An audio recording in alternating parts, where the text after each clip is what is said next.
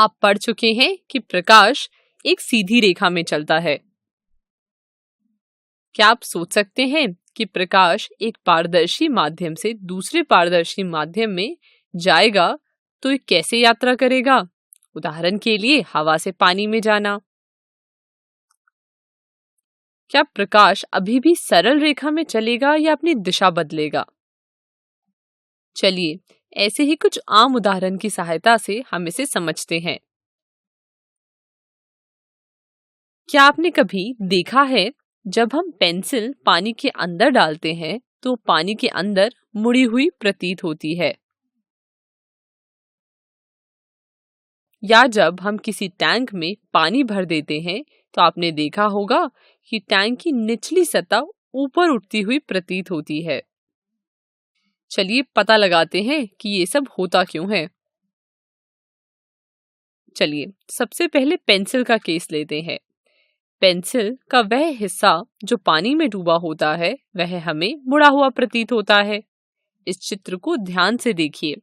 पानी के अंदर पेंसिल का जो हिस्सा है वहां से प्रकाश जब हमारी आंखों की तरफ आ रही थी तो वह रास्ते में मुड़ गई। क्या आप बता सकते हैं कि प्रकाश कहाँ पर मुड़ी? चित्र को देखिए और इस पर चर्चा कीजिए। इसका जवाब कुछ इस प्रकार होगा। आप चित्र देखकर आसानी से बता पाएंगे कि जैसे ही प्रकाश की किरण पानी से बाहर हवा में आई तो उसने अपनी दिशा बदल ली।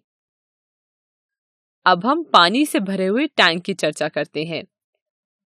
जब प्रकाश किरण निचले सतह से हमारी आंखों की तरफ आ रही थी तो वह पानी के बाहर आते ही मुड़ गई।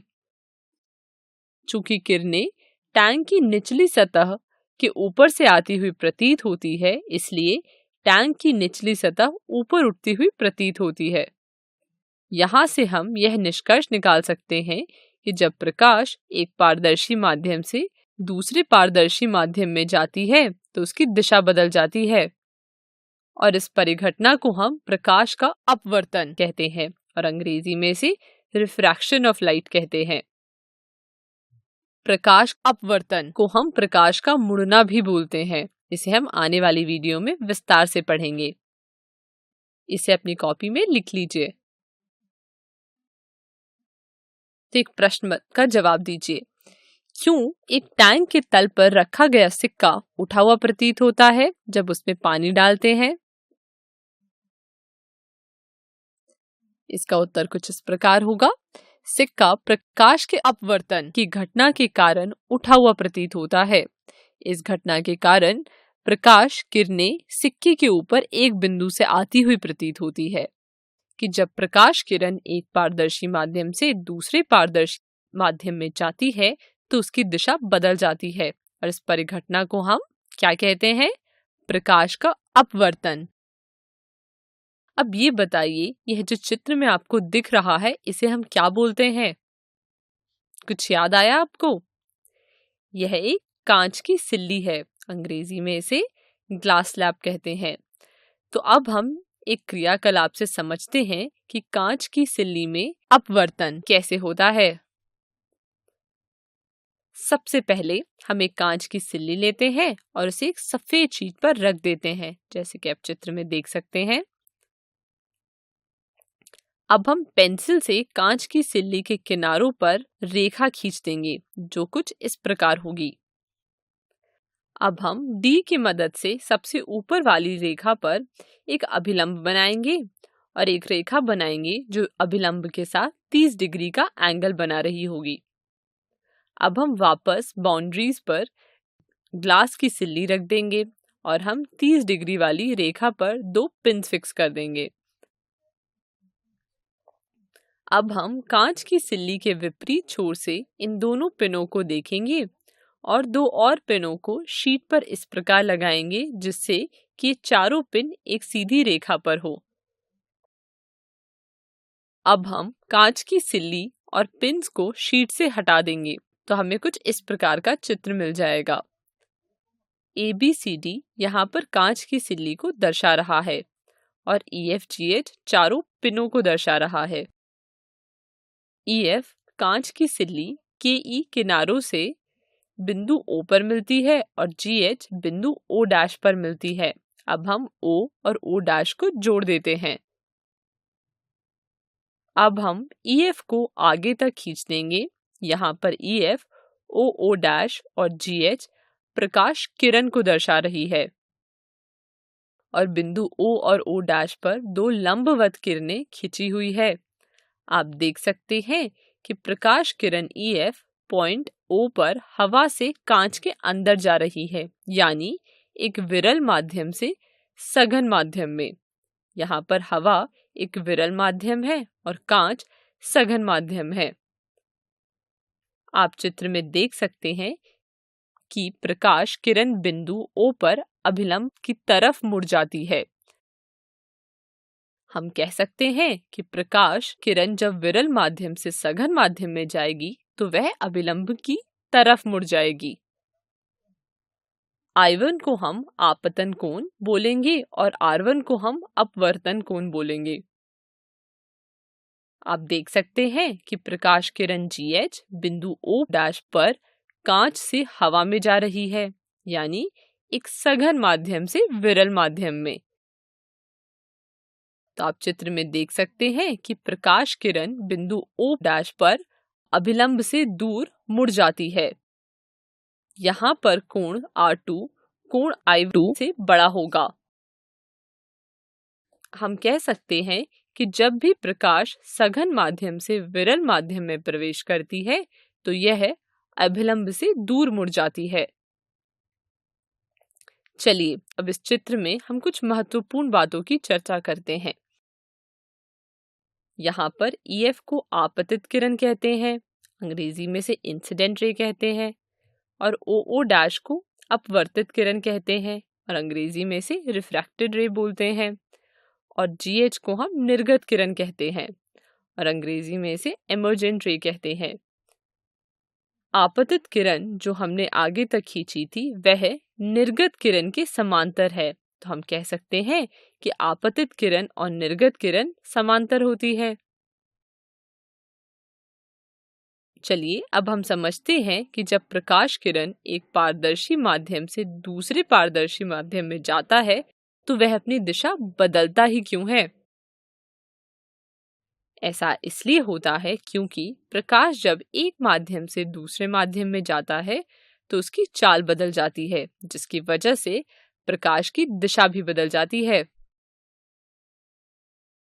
जब प्रकाश किरण विरल माध्यम से सघन माध्यम में जाती है तो उसकी चाल कम हो जाती है और वह अभिलंब की तरफ मुड़ जाती है। और जब प्रकाश किरण सघन माध्यम से विरल में जाती है तो उसकी चाल बढ़ जाती है और वह अभिलंब से दूर मुड़ जाती है। हमने कांच की सिल्ली के माध्यम से अपवर्तन के बारे में विस्तार में चर्चा की। चलिए अब हम अपवर्तन के नियम के बारे में पढ़ते हैं, जो कुछ इस प्रकार है। पहला नियम कहता है कि आपतित किरण, अपवर्तित किरण और अभिलंब तीनों एक ही तल में होते हैं। दूसरे नियम के अनुसार अगर आपतन का कोण का ज्या साइन और अपवर्तन का कोण के ज्या मतलब साइन के अनुपात हमेशा अचर होता है और इस नियम को हम स्नेल का नियम कहते हैं। यहाँ जो स्थिरांक है उसे हम दूसरे माध्यम का पहले माध्यम के सापेक्ष अपवर्तनांक कहते हैं। अपवर्तनांक, जिसे अंग्रेजी में रिफ्रैक्टिव इंडेक्स कहते हैं, के बारे में हम अगले वीडियो में पढ़ेंगे। तो ये जो हमने पढ़ा है उसे जल्दी से अपनी कॉपी में नोट कर लीजिए और इसे भी अपनी कॉपी में नोट कर लीजिए। अब बातचीत तो काफी हो गई, अब आपसे एक प्रश्न पूछते हैं। तो बताइए कि प्रकाश की किरण वायु से पानी में तिरछे रूप में प्रवेश करती है, तो क्या प्रकाश किरण अभिलंब की ओर झुकती है या अभिलंब से दूर मुड़ जाती है, और ऐसा क्यों होगा? उत्तर कुछ इस प्रकार है। वायु एक विरल माध्यम तथा पानी एक सघन माध्यम है, इसलिए जब प्रकाश किरण वायु से पानी में जाता है तो वह अभिलंब की ओर झुक जाता है। ऐसा इसलिए होता है क्योंकि पानी में प्रकाश की चाल घट जाती है। आपने पिछले वीडियो में अपवर्तन और उसके दो नियमों के बारे में पढ़ा। आपने पढ़ा कि जब प्रकाश किरण एक पारदर्शी माध्यम से दूसरे पारदर्शी माध्यम में जाते हैं तो उसकी दिशा बदल जाती है। प्रकाश की चाल विभिन्न माध्यमों में अलग अलग होती है और प्रकाश सबसे तेज निर्वात में चलता है। निर्वात, जिसे हम अंग्रेजी में वैक्यूम बोलते हैं। प्रकाश की चाल निर्वात में 3 × 10⁸ मीटर पर सेकेंड होती है। आप इस मान को याद कर लीजिए और अपनी कॉपी में लिख भी लीजिए, क्योंकि ये बहुत ही महत्वपूर्ण मान है जिसका आप प्रयोग करेंगे अपने प्रश्नों को हल करने के लिए। वायु में प्रकाश की चाल को हम निर्वात के बराबर ही मानते हैं, इसलिए हम कह सकते हैं कि वायु में भी प्रकाश की चाल 3 × 10⁸ मीटर पर सेकेंड होगी। मान लीजिए कि प्रकाश किरण एक माध्यम से दूसरे माध्यम में प्रवेश करती है, तो माध्यम 1 में प्रकाश की चाल v1 है और माध्यम 2 में प्रकाश की चाल v2 है, और इन दोनों माध्यम में प्रकाश की चाल की तुलना करने पर हमें एक महत्वपूर्ण राशि मिलती है जिसे हम अपवर्तनांक कहते हैं और अंग्रेजी में से रिफ्रैक्टिव इंडेक्स कहते हैं। माध्यम 2 का अपवर्तनांक माध्यम 1 के सापेक्ष में प्रकाश की चाल माध्यम 1 और प्रकाश की चाल माध्यम 2 के अनुपात होगा और इसे हम n/1 से प्रदर्शित करेंगे। उसी तरह माध्यम 1 का अपवर्तनांक माध्यम 2 के सापेक्ष में माध्यम 2 में प्रकाश की चाल और माध्यम 1 में प्रकाश की चाल के अनुपात होगा और इसे हम n/2 से प्रदर्शित करेंगे। वीडियो को रोकें और इसे अपनी कॉपी में फटाफट लिख लें। तो आगे बढ़ते हैं। अगर माध्यम 1 वायु या निर्वात होगा तो माध्यम 2 का अपवर्तनांक हम निर्वात या वायु के सापेक्ष में लेंगे और इसे हम माध्यम 2 का निरपेक्ष अपवर्तनांक, जिसे अंग्रेजी में एब्सोल्यूट रिफ्रैक्टिव इंडेक्स कहेंगे, और किसी माध्यम m के निरपेक्ष अपवर्तनांक को हम nm से प्रदर्शित करेंगे। अगर निर्वात में प्रकाश की चाल को हम c माने और माध्यम में प्रकाश की चाल को हम v माने तो nm बराबर होगा c/v। हमने जो स्नेल के नियम में स्थिरांक पढ़ा था उसे भी हम माध्यम 2 का माध्यम 1 के सापेक्ष में अपवर्तनांक कहेंगे। चलिए तो अब एक प्रश्न हल कीजिए। प्रश्न कुछ इस प्रकार है। प्रकाश वायु से 1.5 अपवर्तनांक की कांच की प्लेट में प्रवेश करता है। कांच में प्रकाश की चाल कितनी है और निर्वात में प्रकाश की चाल दी हुई है 3 × 10⁸ मीटर पर सेकेंड।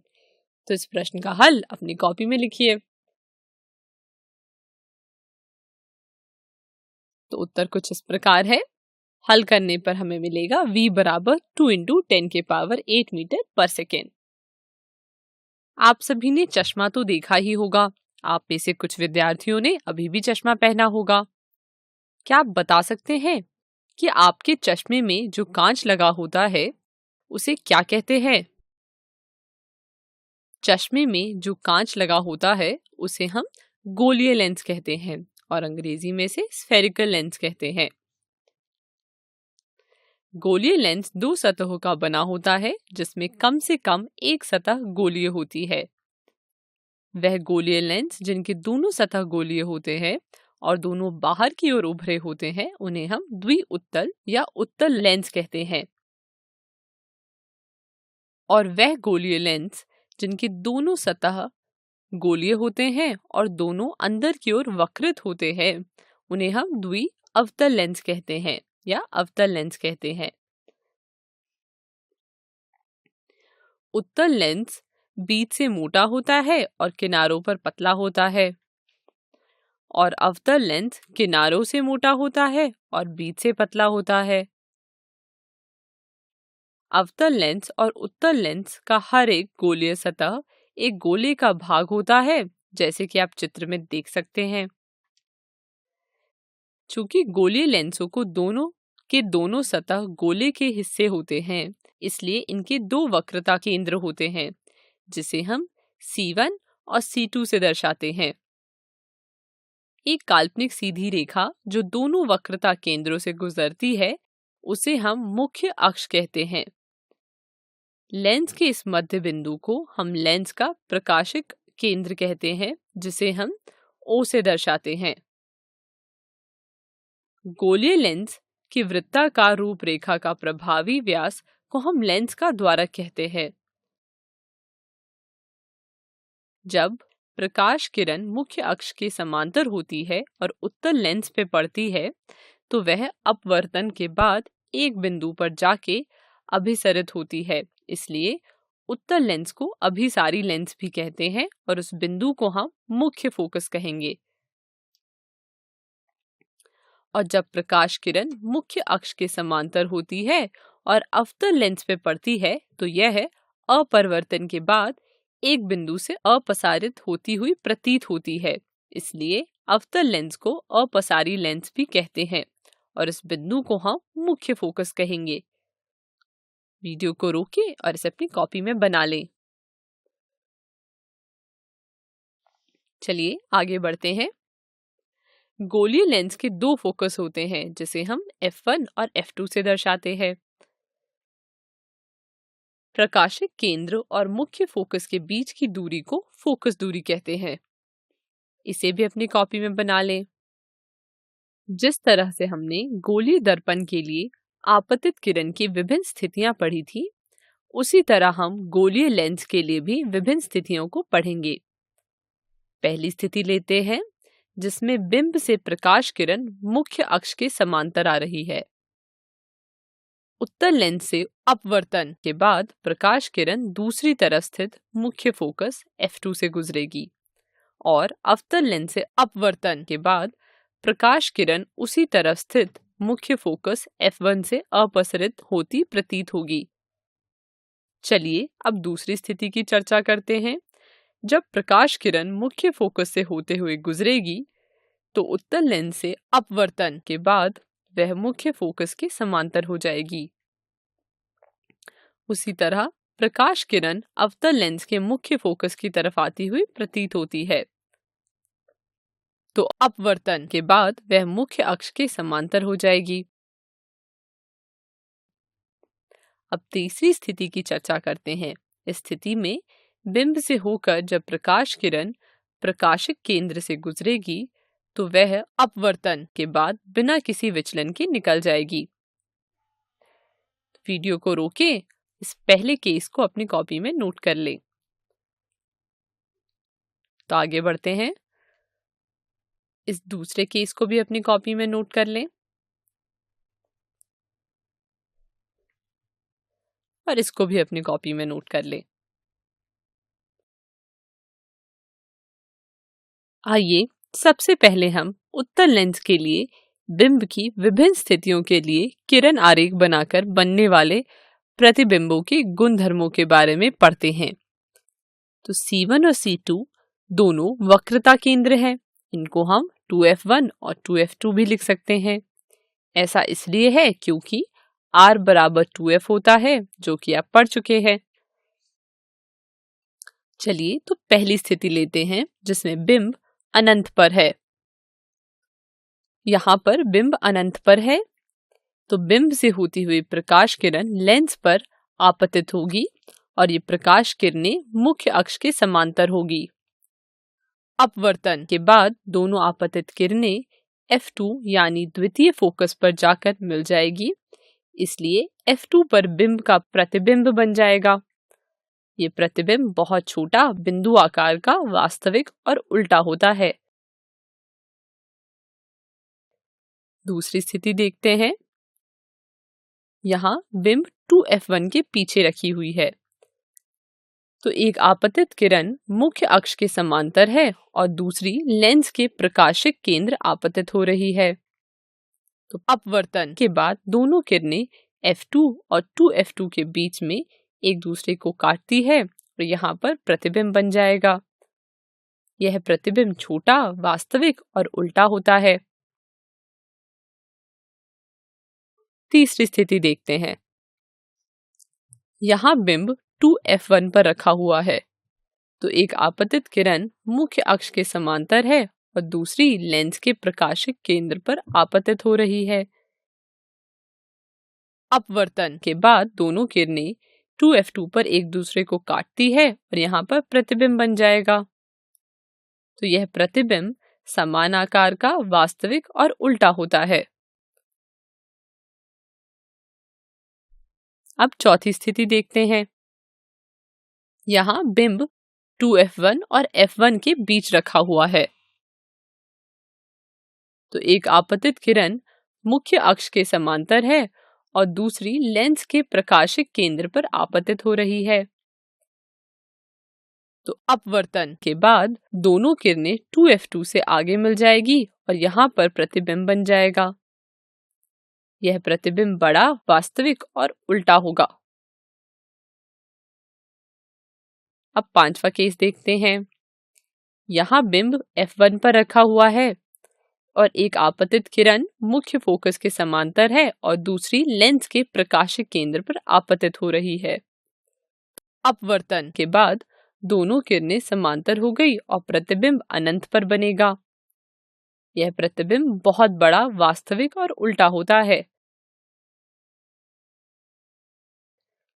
अब छठा केस देखते हैं, जहां बिंब f1 और O के बीच में रखा हुआ है, तो एक आपतित किरण मुख्य अक्ष के समांतर और दूसरी लेंस के प्रकाशिक केंद्र पर आपतित हो रही है। तो अपवर्तन के बाद दोनों अपवर्तित किरणों को हम पीछे की ओर बढ़ाएंगे और फिर दोनों किरणें एक दूसरे को एक बिंदु पर काटने लगती है। तो प्रतिबिंब लेंस के उसी तरफ बनेगा जिस तरफ बिंब रखा हुआ है, यानी प्रकाशिक केंद्र के बाईं ओर। यह प्रतिबिंब बड़ा, आभासी और सीधा बनता है। तो इसको हम समराइज करते हैं, जो कुछ इस प्रकार है। तो वीडियो को रोकें और इसे अपनी कॉपी में लिख लें। चलिए तो आगे बढ़ते हैं। अब हम अवतल लेंस पर आपतित किरण की स्थितियों को पढ़ते हैं। तो पहली स्थिति है जब बिंब अनंत पर हो। तो जब बिंब अनंत पर है तो बिंब से आती हुई आपतित किरणें मुख्य अक्ष के समांतर है। अपवर्तन के बाद दोनों अपवर्तित किरणें लेंस के उसी तरफ स्थित मुख्य फोकस f1 से अपसरित होती प्रतीत होगी। जब हम इन किरणों को पीछे की ओर खींचेंगे तो यह f1 पर आकर मिल जाएगी और f1 पर प्रतिबिंब बनेगा। यह प्रतिबिंब बहुत छोटा, आभासी और सीधा होता है। तो हम दूसरा केस देखेंगे, जब बिंब अनंत और प्रकाशिक केंद्र के बीच हो। बिंब को हमने अनंत और प्रकाशिक केंद्र के बीच में रखा है। इसका मतलब है प्रकाशिक केंद्र से कुछ दूरी पर रखा है। तो एक आपतित किरण मुख्य अक्ष के समांतर है और दूसरी लेंस के प्रकाशिक केंद्र पर आपतित हो रही है। अपवर्तन के बाद एक अपवर्तित किरण को हम पीछे की ओर खींचेंगे और प्रतिबिंब लेंस के उसी ओर बनेगा जिस ओर बिंब है, यानी कि O के बाईं ओर। तो यह प्रतिबिंब छोटा, आभासी और सीधा होगा। ये कुछ इस प्रकार है।